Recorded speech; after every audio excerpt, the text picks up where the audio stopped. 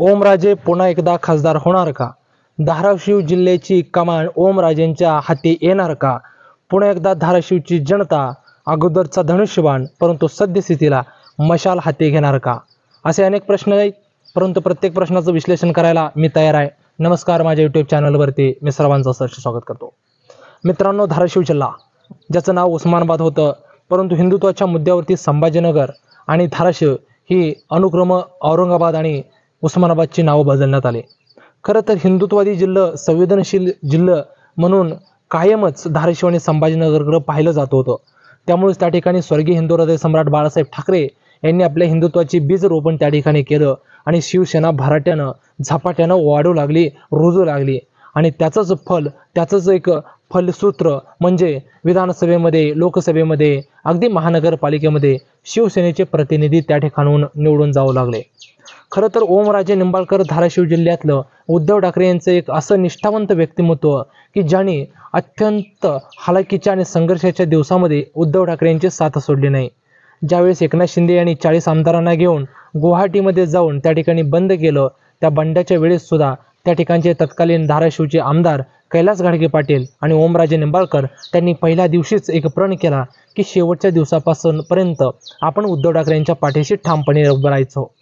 त्याच्याच दुसऱ्या बाजूला ओमराजे निंबाळकर यांच्या मागं उद्धव ठाकरे यांच्या गटाची सहानुभूती आहे, त्याचप्रमाणे जनतेची सहानुभूती आहे. आणि दुसऱ्याच बाजूला त्यांच्या ओमराजे निंबाळकर यांचे वडील पवनराजे निंबाळकर धाराशिव जिल्ह्यातले एक नामवंत व्यक्तिमत्व होतं. सामाजिक आणि राजकीय कार्यामध्ये त्यांचा कमालीचा वेग होता आणि त्याच अनुषंगानं एका खुन्नसानं त्यांचे त्या ठिकाणी नवी मुंबई या ठिकाणी गोळी घालून हत्या करण्यात आली. आणि त्याच्यातूनच ओमराजे निंबाळकर यांनी अगदी राणा पाटील यांच्या घरावरती आणि पद्मसिंग पाटील यांच्या घरावरती असा आरोप ठेवण्यात आला की माझ्या वडिलांची हत्या ही त्यांच्याच घरातून झालेली आहे. आणि त्याच पद्धतीची जी सहानुभूतीची लाट ओमराजे निंबाळकर यांच्या पाठीशी उभी राहिली. आणि त्यातूनच ओमराजे निंबाळकर उद्धव ठाकरे यांच्या भेटीस गेले आणि त्या ठिकाणी स्वर्गीय बाळासाहेब ठाकरे यांनी सांगितलं, उद्धव, या मुलाला आपण ओटीत घेऊया, या मुलाला आपण दत्तक घेऊया, याच्याकडे लक्ष ठेव. आणि तिथून खऱ्या अर्थानं ओमराजे निंबाळकर यांना एक चांगल्या प्रकारची मोठी एक राज्यातील सक्षम अशी ताकद मिळाली.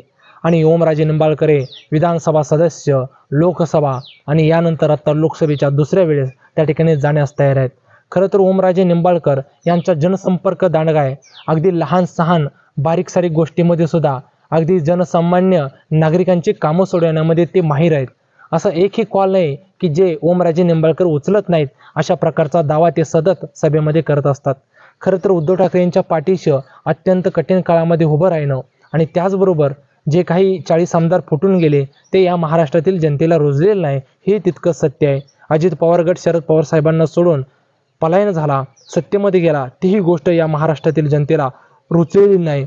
ह्या दोन्ही गोष्टीची सहानुभूती ओमराजे निंबाळकर यांच्या पाठीशी आहे. त्याचबरोबर ओमराजेंचा जनसंपर्क, अडल्या नडलेल्यांची कामं करणं, हे तर अगदी सर्व उमेदवारांपेक्षा एक प्लस पॉईंट ओमराजे निंबाळकर यांना आहे. त्याचबरोबर दुसऱ्या बाजूला जर का आपण बघितलं तर धनशक्ती, त्याचबरोबर एक सत्ताशक्ती, या दोन शक्ती त्या ठिकाणी समोरच्या सत्ताधाऱ्यांकडे आहेत. त्याच्यामध्ये प्रामुख्यानं तानाजीराव सावंत असतील, त्याचबरोबर उस्मानाबाद तुळजापूरचे मधुकरराव चव्हाण असतील, त्याचबरोबर विक्रम काळे असतील जे की पदवीधर मतदारसंघाचे आमदार आहेत, त्याचबरोबर स्वतः राणा पाटील असतील, अशी मोठमोठी प्रस्थापित घराणं ओमराजेंच्या निंबाळकरांच्या विरोधामध्ये त्या ठिकाणी बंड करून उठलेले आहेत. अजित पवार यांचा थेट राणा पाटलांना असलेला पाठिंबा, किंबहुना राणा पाटलांची पत्नी ही राष्ट्रवादीतूनच उभारलेली आहेत. त्यामुळे दोन्ही लढती या अटीतटीच्या झालेल्या आहेत. परंतु सद्यस्थितीला जर का आपण बघितलं तर सर्वेतून जनसामान्याच्या प्रतिक्रियेतून असं लक्षात येते की ओमराजे निंबाळकर अगदी सहजरित्या त्या ठिकाणी निवडून येऊ शकतात.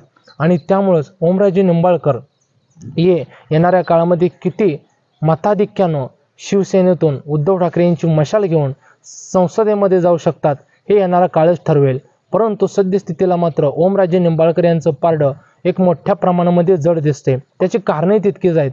वैयक्तिक ओमराजे निंबाळकर यांचा मतदारसंघामध्ये असलेली कामं, त्याचबरोबर जनसंपर्क आणि तरुणांमध्ये असलेली क्रेज, हे सुद्धा त्यांचे प्लस पॉईंट आहेत. आणि त्यामुळंच खऱ्या अर्थानं ओमराजे निंबाळकर यांचा विजय नक्कीच सुकर आहे.